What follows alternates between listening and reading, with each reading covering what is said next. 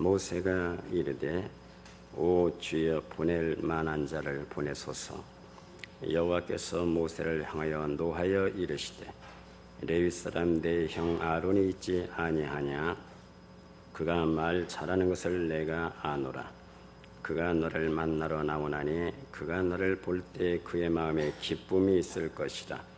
너는 그에게 말하고 그의 입에 할 말을 주라. 내가 내 입과 그의 입에 함께 있어서 너희들의 행할 일을 가르치리라. 그가 너를 대신하여 백성에게 말할 것이니 그는 내 입을 대신할 것이요 너는 그에게 하나님같이 되리라. 너는 이 지팡이를 손에 잡고 이것으로 이적을 행할지니라. 모세가 그의 장인 이들에게로 돌아가서 그에게 이르되 내가 애굽에 있는 내 형제들에게로 돌아가서 그들이 아직 살아 있는지 알아보려 하오니 나로 가게 하소서. 이들어가 모세에게 평안히 가라 하니라. 여호와께서 미디안에서 모세에게 이르시되 애굽으로 돌아가라. 내 목숨을 노리던 자가 다 죽었느니라. 모세가 그의 아내와 아들들을 나귀에 태우고 애굽으로 돌아가는데 모세가 하나님의 지팡이를 손에 잡았더라. 아멘. 어느 날 링컨이 볼 일이 있어서 역마차를 탔습니다. 역마차 안에 들어가 보니까 아주 인상이 험악하게 생긴 남자가 이미 타고 있는 겁니다. 이 남자가 링컨을 물끄러미 바라보더니 주머니에서 뭘 하나를 꺼내서 링컨에게 주는 겁니다. 보니까 칼입니다. 칼을 링컨에게 주면서 하는 말이 오늘 참 임자 만났네. 자, 이 칼을 받으세요. 링컨이 엉겁결에 칼을 받고 물었습니다. 이 칼을 왜 저에게 주시는 겁니까? 그 남자가 하는 말이 오래전에 어떤 못생긴 사람이 나에게 이 칼을 주면서 당신보다 못생긴 남자를 만나거든 이 칼을 전해주라고 하더군요. 그래서 오늘 임자를 만난 겁니다. 그래서 이 칼을 드리는 겁니다. 링컨이 빙그레 웃더니 그 칼을 받았습니다. 얼마 후 링컨은 자주 어울리는 동료 변호사를 만났습니다.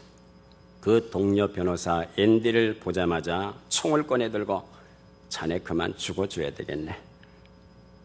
이 동료 변호사가 놀랬습니다. 아니 아무 잘못도 없는 나에게 왜 죽어야 되는가? 이유는 자네는 나보다 못생겼기 때문이야. 내가 자네에게 이 칼을 주어서 평생 자네가 괴롭게 사는 것보다는 차라리 자네를 죽여서 그저 없애는 게 더 좋지 않겠는가? 그랬더니 친구 변호사가 그래 그렇다면 마음대로 하게나. 두 사람이 폭소를 터뜨렸습니다. 링컨은 얼굴 때문에 참 놀림도 많이 받았던 사람입니다. 연설을 하는데 전임자가 이렇게 얘기를 하는 겁니다. 물론 정적입니다. 링컨이라고 하는 사람은 두 얼굴을 가진 사람입니다. 이렇게 막 비난을 퍼붓어요. 그 다음에 링컨이 나와서 하는 말이 만약에 제 얼굴이 두 얼굴이라면 왜 이런 얼굴을 갖고 나왔겠습니까? 그렇게 또 대꾸를 했습니다. 링컨이 된 것은 전적인 하나님의 은혜였습니다. 링컨은 어머니에게서 물려받은 낡은 성경책, 그것이 전부였습니다. 그리고 그는 백악관을 기도처럼 만든 사람입니다. 어려울 때마다 그는 백악관에서 무릎을 꿇고 하나님 앞에 기도를 했습니다. 우리가 링컨의 행적을 보면 22세 사업에 실패합니다. 23살에 주의회 낙선, 24살 다시 사업에 다시 실패, 25세 주의회 당선을 겨우 합니다. 26세 약혼자가 죽습니다. 상처를 많이 입게 됩니다. 27세 신경쇠약과 정신분열증으로 입원을 합니다. 29세 의회 의장직 낙선, 31세 대통령 선거위원 낙선, 34세 국회의원 낙선, 37세 국회의원 낙선, 39세 국회의원 낙선, 46세 국회의원 낙선, 47세 부통령 낙선, 49세 상원의원 낙선, 51세 드디어 미 합중국 대통령으로 당선이 됩니다. 우리는 이 링컨을 보면서 여러분 좀 안 됐다고, 실패했다고 낙심하지 않기를 바랍니다. 하나님 앞에 우리가 조금만 기다리면 하나님은 최상의 것을, 가장 좋은 것을 우리에게 주시는 이 믿음을 갖고 살아갈 수 있기를 바랍니다. 링컨이 될 수 있었던 것은 전적인 하나님의 은혜였습니다. 오늘 우리가 이 본문에 보면 모세가 될 수 있었던 것은 모든 것들이 하나님의 은혜였습니다. 당시 태어난 지 3개월 만에 버림을 받을 수밖에 없는 그러한 상황에서 모세가 태어났습니다. 그러나 하나님께서 그를 붙잡으셨습니다. 애굽 공주의 눈에 띄게 하시고 그가 애굽 사람을 살인하고 미디안 광에서 추락해서 살 동안에도 하나님은 계속 그를 붙들고 마침내 그를 불러내셨습니다. 그래서 그를 통해서 출애굽의 대역사를 이루게 하신 것, 이 모든 것들은 하나님의 은혜였습니다. 우리가 생각해보면 모세는 축복된 그런 출생이 아니었습니다. 아들이 태어나면 무조건 죽이라는 바로의 언명에 떨어져 있던 이 시대에 그의 부모 아므람과 요게벳은 만약 아들이면 어떡하지? 이런 불안감이 있었습니다. 아니나 다를까, 낳고 보니까 모세는 아들로 태어났습니다. 소위 말하는 원치 않는 아이로 태어난 겁니다. 아이 울음소리가 새어나갈까 봐 3개월 동안을 졸이면서 그렇게 키웠습니다. 불안과 초조 속에서 석 달을 숨겨서 키웠지만 더 이상 지속할 수가 없어서 나일강 하루에 버려지게 됩니다.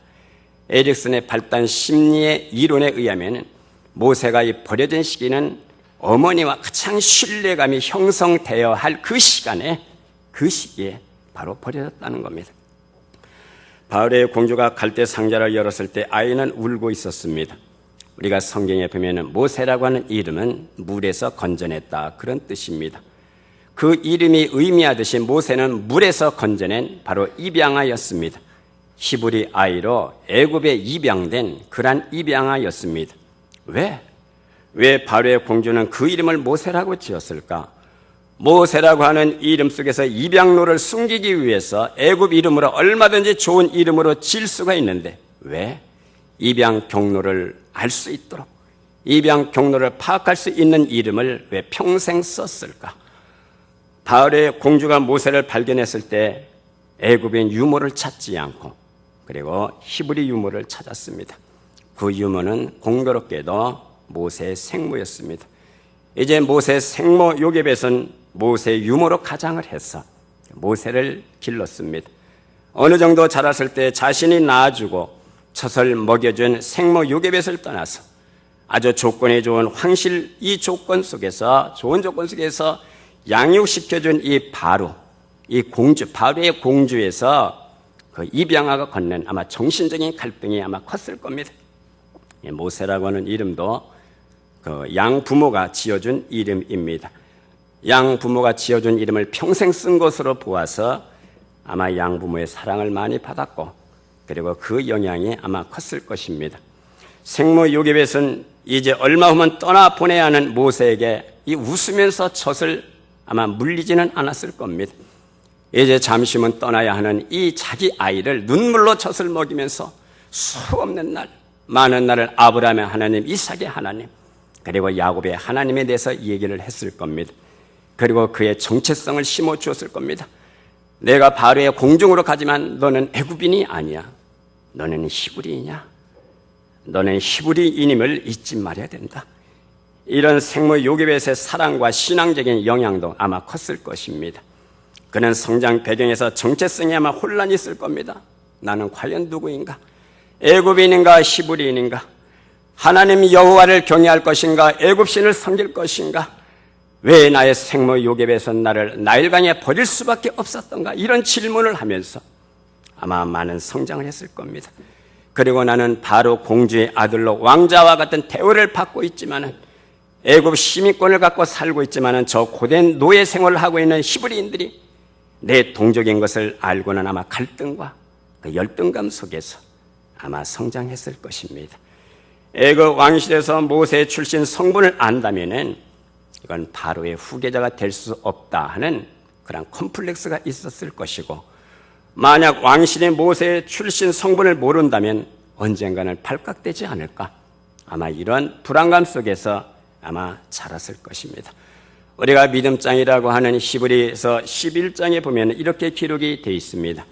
믿음으로 모세는 장성하여 바울의 공주의 아들이라 칭함받기를 거절하고 도리어 하나님의 백성과 함께 고난받기를 잠시 죄악의 낙을 누리는 것보다 더 좋아하였다.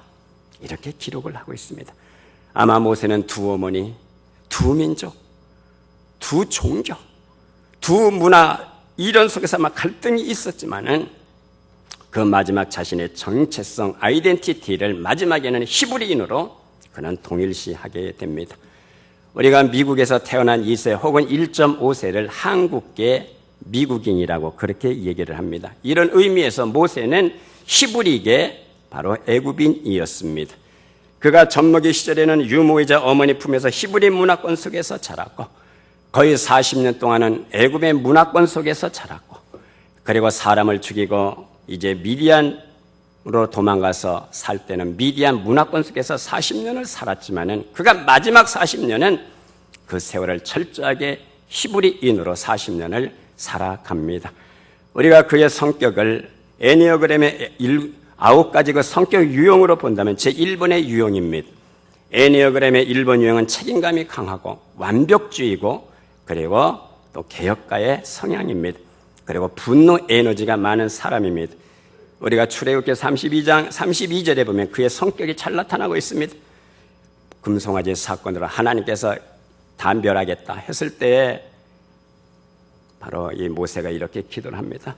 하나님이여 저들의 죄를 사해 주십시오. 원하건대 그렇게 해 주십시오. 만약 그렇게 하지 않으신다면 주께서 기록하신 이 책에서 내 이름을 지워버려 주시옵소서. 대단한 성격입니다. 저들의 죄를 사하지 않는다면 생명책에서 내 이름을 지워버려 주십시오. 역시 신약의 바울도 역시 제1 유형에 속하는 사람입니다. 로마서 9장 1절에서 3절에 보면 나의 형제 곧 고륙의 친척을 위해서는 내 자신이 저주를 받아 그리스도에게서 끊어질지라도 원하는 바로다. 이 제1유형의 사람들은 통합으로 갈 때는 아주 온유합니다. 사람은 같은 사람일지라도 통합으로 갈 때와 분열로 갈 때 그 성격이 다르게 나타나는 거예요. 통합으로 갈 때는 정신적으로 건강할 때를 말합니다. 분열로 갈 때는 어떤 충격이나 스트레스를 받을 때 나타나는 성격입니다. 그래서 같은 사람이라 할지라도 통합으로 갈 때와 그리고 분열로 갈 때 그 반응이 다르게 나타나는 겁니다. 모세도 통합으로 갈 때는 지면의 모든 사람보다 온유하다고 그렇게 주님이 말씀하셨습니다. 그러나 분열로 갈 때는 분노 에너지가 강한 사람이었어요. 금송아지 사건을 목격한 이 모세가 눈에서 불이 났습니다. 대노하여 이 십계명을 돌판을 집어 던졌습니다. 이 돌판은 40일 동안 하나님과 교제하면서 받았던 십계명입니다. 그런데 자기 성질을 못 이겨서 이 돌판을 내던지고 깨트리는 겁니다. 그것도 분이 안 풀려서 금송아지를 불살라 가루를 만들어서 물에 뿌려서 이스라엘 모든 백성들에게 마시게 했습니다. 제가 하나님 같으면 이렇게 아마 질문했을 것 같아요. 모세야, 너 그 돌판이 어떤 돌판인 줄 아냐? 내가 친히 기록한 돌판이 아니야. 그런데 내 성질을 못 이겨서 그것을 집어던져 깨트려버려. 그런데 역시 하나님은 좋으신 하나님이십니다. 모세에게 다시 만들어와. 다시 돌판을 만들어서 올라오도록 해라. 역시 하나님은 참 좋으신 하나님이십니다. 이제 분열로 갈 때는 불같은 성격이 나오는 사람이 바로 제1유형의 사람입니다. 그런데 어느 날 모세가 하나님의 임재를 경험하는 겁니다. 그날도 모세는 이 장인 이드로의 양을 치고 있었어요. 호렙산에서 무료에게 양을 치면서 한나절을 보내고 있었을 때에 그에게 삶의 방향을 바꾸게 되는 하나님의 음성을 듣게 됩니다. 그날 모세의 관심을 끈 것은 바로 떨기나무였습니다. 신명기 33장 16절에 보면 이 떨기나무는 가시떨기나무라고 말합니다. 이 가시나무 떨기를 처음 본 것은 아닙니다. 그런데 그날 모세가 본 것은 확실히 달랐습니다. 가시나무 떨기에 불이 붙어 있는데 나무가 타지를 않습니다. 이 놀라운 광경을 보려고 떨기나무 쪽으로 간 겁니다. 그런데 그 불꽃 가운데서 하나님의 음성이 들립니다. 모세야, 모세야. 하나님의 음성이 들립니다. 불이 붙었으니 연기도 없고 타지도 않는데 이것은 바로 하나님의 임재였습니다. 신명기 33장 16절에 보면은 모세는 죽을 때까지 이 사건을 잊을 수가 없었습니다. 그래서 가시나무 떨기 가운데 계시던 이라고 이렇게 말씀을 합니다. 계시다 이 단어가 삭한 이 말은 영광 혹은 임재라고 하는 뜻입니다. 모세는 하나님의 지상적 임재가 이 가시나무 떨기의 영광스러운 모습으로 나타난 것을 그렇게 경험을 했습니다. 이 의미가 무슨 의미입니까? 하나님의 임재는 보잘것없는 내 삶에 결코 연기도 없고 불빛을 내는 거룩한 삶으로 우리를 그렇게 변화시켜 주실 수 있다는 그런 메시지입니다. 성도 여러분, 우리가 예배를 드리든지 기도를 하든지 어떤 헌신 봉사를 하든지 하나님의 임재를 그 현장에서 경험할 수 있기를 주의 이름으로 축복합니다. 더 나아가 하나님의 임재를 끌어당기는 사람이 될 수 있기를 바랍니다. 하나님의 임재를 끌어당긴다는 말은 그분의 임재를 사모하고 갈망한다는 뜻입니다.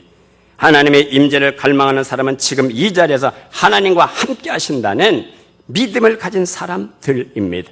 우리의 일상생활 속에서 말씀을 의지하고 그 말씀을 기억하고 하나님의 말씀대로 살기를 원하고 하나님의 임재 안에서 벗어나지를 않기 위해서 심령과 온 마음으로 하나님을 찾을 때 하나님은 우리에게 이는 내 사랑하는 자요 내 기뻐하는 자라 이러한 음성을 들려주시는 것을 믿으시기를 바랍니다. 이번 경북로의 목회자 부인들이 이제 세미나를 가는데 태워다 줄 사람이 없다고 해서 제가 몇 분을 태우고 갔습니다. 첫날 저녁이 됐어요. 온 김에 여기까지 온 김에 그저 강의 하나 듣고 그리고 내일 또 서울에서 또 나름대로 볼일 보고 내려가야 되겠다. 그리고 뒤에 앉아 있었습니다. 그런데 그 미국인이더라고요. 연세는 74세랍니다. 얼마나 하나님의 임재가 강하게 느껴지는지.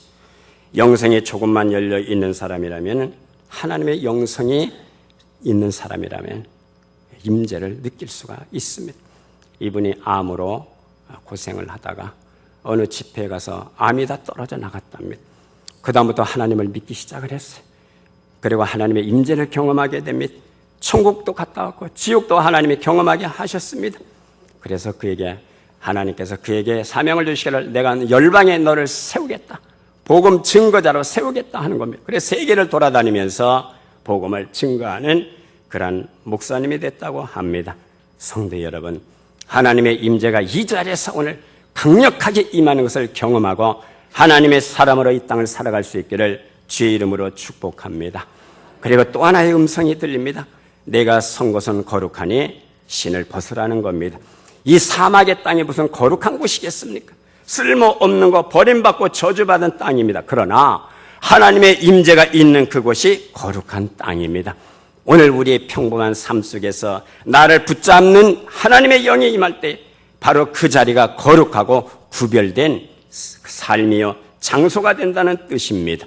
별 의미가 없는 자리에 주님의 영이 임하고 주님의 임재가 있는 곳이 바로 거룩한 장소입니다. 오늘 우리가 이 땅에서 예배를 드리면서 하나님의 임재를 경험하면서 이 자리가 거룩한 교회, 거룩한 자리가 될 수 있기를 주의 이름으로 축복합니다. 이제 두 번째, 모세가 사명을 받습니다. 모세에게 하나님의 음성이 들리는 겁니다. 내가 너를 바로에게 다시 보내겠다는 겁니다. 그러므로 이제 너는 가라는 겁니다. 그런데 모세가 사양을 하는 겁니다. 내가 누구이기에 바로에게 가서 이스라엘을 인도하여 내라는 겁니까? 이런 반문에 하나님이 내가 너와 함께 하겠다는 세 가지 사인을 주십니다. 내가 손에 잡고 있는 것이 무엇이냐? 지팡이입니다. 지팡이를 땅에 던져봐. 던졌더니 뱀이 됐어요. 다시 집어봐. 잡았더니 다시 지팡이가 됐습니다. 내 손을 품속에 넣어봐. 넣었다 꺼냈더니 나병이 생겼습니다. 다시 품었다 꺼내봐. 그랬더니 나병이 사라졌습니다. 나일 강물을 따다가 한번 땅에 부어봐. 땅에 부으니까 피가 됐습니다. 그러나 모세는 계속해서 사용을 합니다. 나는 말을 못합니다. 나는 언어장애가 있는 사람입니다. 나는 입이 뻣뻣하고 혀가 둔한 사람입니다. 주님, 보낼 만한 자를 보내십시오. 사실 모세가 극구 사랑하는 이유는 그 답의 출애굽기 4장 19절에 있습니다. 내 목숨을 노리던 자가 다 죽었느니라. 이 의미는 나는 애굽에서 사람을 죽이고 지금 도망자로 살고 있습니다. 나는 40년 동안 바로에게 덕을 입었는데 나는 그를 배신한 사람, 그리고 반역자가 된 사람입니다. 나는 한마디로 지명수배자로 살고 있는 사람입니다. 그런데 어떻게 내가 바로의 궁을 다시 찾아갈 수가 있는 겁니까? 차마 이런 말을 하지 못하고 다른 명분을 세워서 극구 사양을 하는데 하나님께서 모세의 마음 상태를 아시고 내 생명을 찾던 자가 다 죽었어. 이젠 가도 된다. 안심하라는 겁니다. 하나님은 오늘 우리의 연약함을 잘 아십니다. 내 마음속에 자리 잡고 있는 두려움을 아시고 자비한 음성으로 내게 두려움을 주는 모든 것들을 내가 다 제거했다. 하나님의 자비로운 음성이 오늘 우리 심령 속에 들려질 수 있기를 바랍니다. 이제 세 번째 보면은 하나님의 모세를 잡은, 하나님의 지팡이를 잡은 모세가 나옵니다. 우리 출애굽기 4장 20절에 보니까 모세가 하나님의 지팡이를 손에 잡았더라. 이제 이 지팡이는 더 이상 양을 치는 지팡이가 아닙니다. 하나님의 지팡이입니다. 지팡이가 무슨 금빛 찬란하게 변화가 돼서 하나님의 지팡이가 아닙니다. 달라진 건 없어요. 그러나 이제까지는 모세의 삶을 위해서 존재하는 지팡이였지만은 이제는 하나님의 사역을 위해서 존재하는 지팡이입니다. 하나님의 역사를 위해서 존재합니다. 이스라엘을 끌어내기 위한 구원을 위한 지팡이로 존재합니다. 우리는 삶의 각도 목표가 하나님을 위한 것일 때 그 차원을 뛰어넘어서 하나님의 도구로 이 땅을 살아갈 수가 있습니다. 양을 몰던 지팡이가 하나님의 사역을 위한 존재로 의미도 가치로 변했습니다. 하나님의 지팡이가 된 것처럼 모세도 하나님의 사람이 된 것입니다. 성도 여러분, 하나님의 사람으로 살아갈 수 있기를 바랍니다. 하나님의 사람은 하나님이 그를 붙잡고 성령이 그를 주장하셔서 하나님의 지지를 받고 오늘 살아가는 사람입니다. 부디 하나님의 성령에 압도를 당하고 지지를 받고 성원을 받는 사람으로 우리가 이 땅을 살아갈 수 있기를 축복하고 기원합니다. 모세가 변한 것은 없었습니다. 그 모습 그대로입니다. 그러나 변한 것이 있습니다. 이제부터는 자신을 위해서도 세상을 위해서도 살지 않습니다. 오직 하나님을 위해서, 오직 주님을 위해서 사는 그것이 달라졌습니다. 이제 모세가 믿음을 갖고 주의 말씀을 신뢰하고 애굽으로 들어갑니다. 여기에 모세의 믿음이 있는 겁니다. 하나님의 말씀이 우리의 운명이 되는 것이고 삶의 능력이 되는 것이고 원동력이 되는 것이고 그 말씀을 믿음으로 수용하고 그 말씀이 그를 통하여 이루어져가는 사람으로 살아갈 수가 있는 겁니다. 하나님의 말씀이 우리를 통해서 이루어져가는 그러한 삶으로 우리가 이 땅을 살아갈 수 있기를 주의 이름으로 축복합니다. 우리가 사도행전 18장 5절에 보면 바울이 하나님의 말씀에 붙잡혀 이런 말씀이 있습니다. 바울이 하나님의 말씀에 붙잡혔다는 겁니다. 이 말은 헬라어 슈네코입니다. 이 말은 고린도후서 5장 13절에 보면은 그리스도의 사랑이 우리를 강권하시는도다. 이 강권하신다는 말과 붙잡힌다는 말이 똑같은 단어예요. 하나님께서 모세를 이스라엘의 구원을 위하여 붙잡으시고 강권하셨습니다.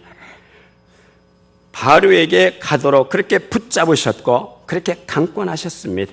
오늘 믿음의 사람 첫 번째 특징은 하나님의 말씀에 강권함을 받은 사람입니다. 하나님의 임재를 경험하고 하나님의 말씀을 믿음으로 수용하고 그 말씀이 이끌고 가는 인생으로 우리가 살아갈 수 있기를 바라는 겁니다. 믿음은 선물입니다. 내가 만들어낸 것이 아니에요. 하나님이 우리에게 주시는 선물입니다. 하나님께로부터 오는 겁니다. 하나님의 말씀으로 믿음은 시작이 되는 겁니다. 믿음으로 부르심에 우리는 응답하는 겁니다. 믿음에는 약속과 명령이 동시에 들어 있습니다. 믿음에는 새로운 비전이 있고 새로운 약속이 들어 있어요. 새로운 약속을 받기 위해서 내 것을 지속적으로 깨트리는 것이고 그리고 잃어버리는 겁니다. 믿음은 하나님의 약속을 신뢰하고 행하신 일들을 신뢰하고 믿고 뛰어드는 겁니다. 그리고 믿음은 하나님과 인격적인 동행의 관계입니다. 하나님과 동행하기 때문에 낙심이 없어요. 좌절이 없습니다. 왜? 그분이 우리로 하여금 행할 수 있는 힘을 주시기 때문에 신적 권세로 살 수 있는 파워를 주시기 때문입니다. 우리는 그 약속을 능히 이루시는 창조주를 바로 믿는 겁니다. 그래서 하나님의 비전을 이루시기 위해서 믿음 아닌 것들을 지속적으로 포기하게 하시는 겁니다.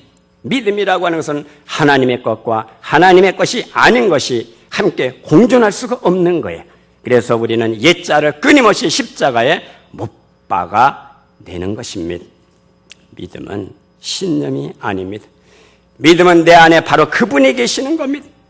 그분이 내 안에 들어와서 우리로 하여금 성전으로 이 땅을 살아가게 하시는 겁니다. 그 예수 그리스도를 유일한 방식으로 삼고 살아가는 성도들이 바로 그리스도인들입니다. 그래서 그분이 내 생명이 되고 내 능력이 되고 내 구원이 되는 것이고 마침내 내 영광이 되는 것입니다. 우리는 이 믿음으로 이기는 체험으로 가는 겁니다. 성도 여러분, 예수 그리스도가 내 안에 있습니까? 그 믿음을 갖고 그 그리스도로 말미암아 이금으로 갈 수 있는 체험이 우리에게 있기를 주의 이름으로 축복합니다. 이제 신명기 마지막 장에 보면은 모세에 대한 평가가 나와요. 그 평가가 3가지로 나옵니다. 우리 다 같이 한번 읽어보겠습니다. 그 후에는 이스라엘에 모세와 같은 선지자가 일어나지 못하였습니다. 모세는 여호와께서 대면하여 아시던 자요, 여호와께서 그를